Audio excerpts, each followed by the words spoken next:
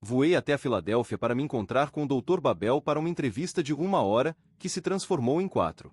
Sua estratégia, que destacamos no capítulo 1.2, cria uma renda para a vida toda, era poderosa, mas simples. E o fator paz de espírito realmente transpareceu, uma vez que eu podia ver a liberdade que sua estratégia lhe proporcionava. Saí de lá com uma visão completamente diferente sobre as anuidades. Ou, pelo menos, certos tipos de anuidades. Ele foi muito claro ao afirmar que nem todas as anuidades são criadas da mesma forma. Existem muitos tipos diferentes, cada um com seus próprios e únicos benefícios e desvantagens. Há aquelas que você de fato deve odiar, mas aglutinar todas as anuidades em uma categoria é discriminar irrefletidamente a única ferramenta financeira que resistiu ao teste do tempo por mais de 2000 anos. A empresa de seguros de Júlio César. As primeiras anuidades de rendas vitalícias remontam a 2000 anos, na época do Império Romano. Cidadãos e soldados depositavam dinheiro em um mesmo reservatório. Aqueles que viviam mais tempo recebiam rendimentos cada vez maiores, e aqueles que não tinham muita sorte morriam. O governo ficava com uma pequena parte, é claro. A César o que é de César. A palavra latina annua é a origem da palavra anual, pois os romanos originais obtinham anualmente o pagamento de seu rendimento. Evidentemente, essa é a origem da palavra anuidade. Que tal comparar isso com as excitantes curiosidades sobre o refrigerador de água?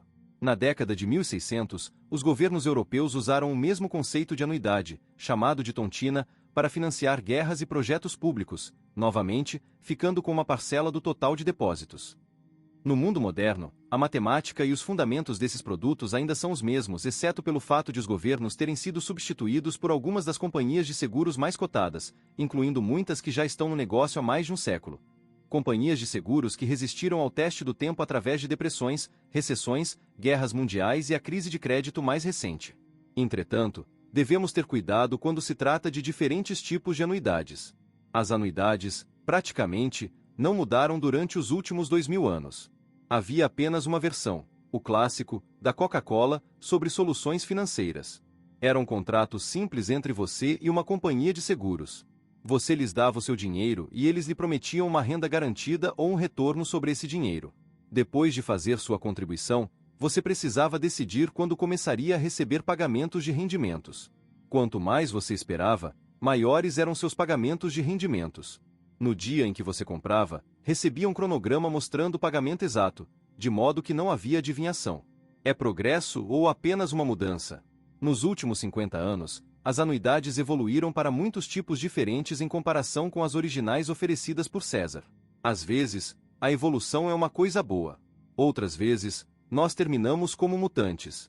É seguro dizer que há mais produtos deficitários por aí do que bons produtos. Como Jack Bogle explica, continuo a recomendar a anuidade conceitualmente, mas é melhor você conferir os detalhes antes de fazer qualquer coisa. Então, vamos direto ao ponto. O que você deveria evitar?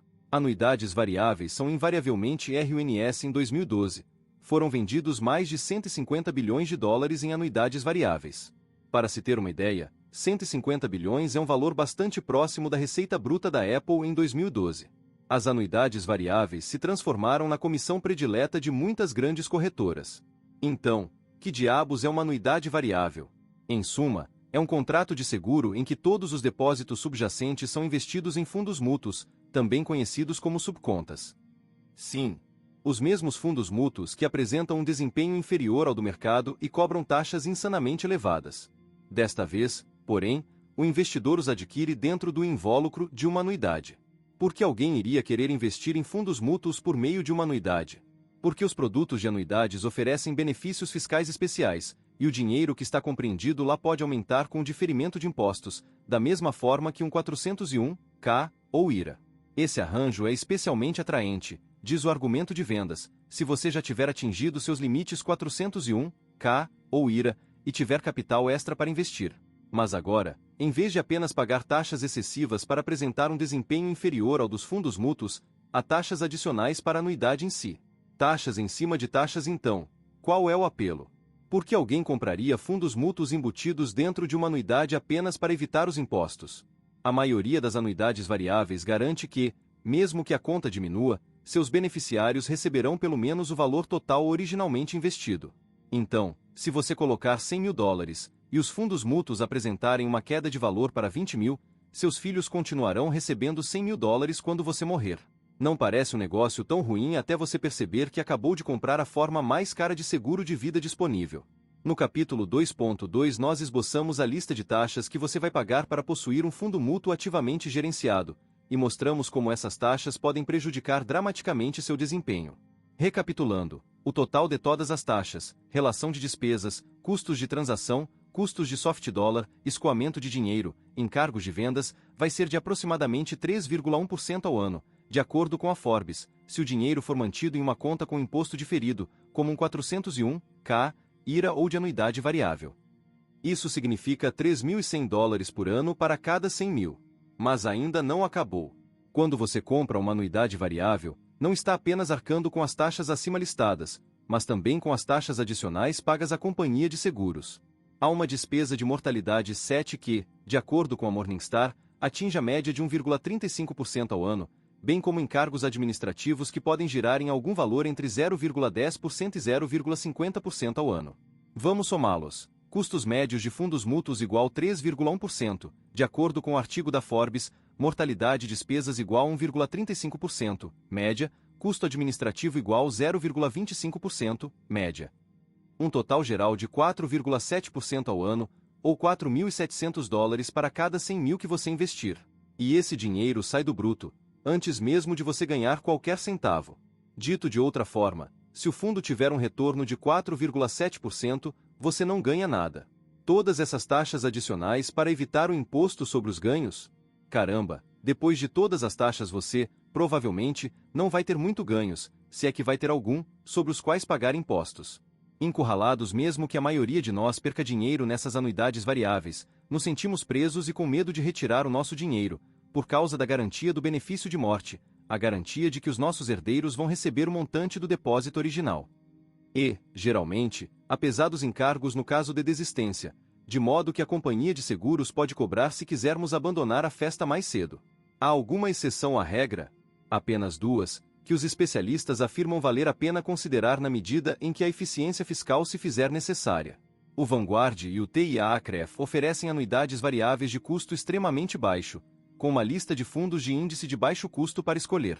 Eles não cobram comissões, portanto, não existem taxas de desistência se você quiser sacar o dinheiro. Não são as anuidades do seu avô nos capítulos 5.3 e 5.4 deste livro. Liberdade, criando seu plano de renda vitalícia e tempo de ganhar. Seu resultado é sua renda. Vamos examinar claramente as anuidades de renda tradicionais, bem como um tipo relativamente novo de anuidade, a anuidade fixa indexada, que fornece algumas das mais altas e mais atraentes garantias de renda sobre qualquer outro produto financeiro, ao mesmo tempo em que garante 100% de proteção ao capital. No momento em que você terminar de ler este livro, pode ter a certeza e a paz de espírito de saber que todos os meses, quando abrir sua caixa de correio, vai estar recebendo um contra-cheque, e você não vai precisar trabalhar para recebê-lo.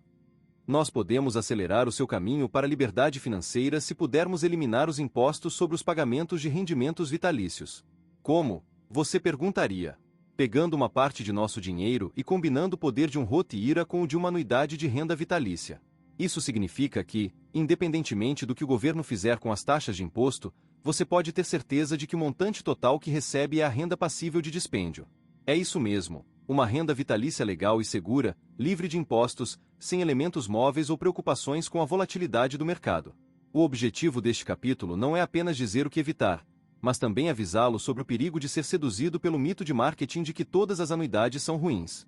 A única razão pela qual não estou me aprofundando mais no poder das anuidades é porque você, primeiro, precisa entender onde colocar o seu dinheiro, alocação de ativos. E a compreensão da alocação de ativos vai ajudá-la a saber quando e onde as anuidades farão sentido para você.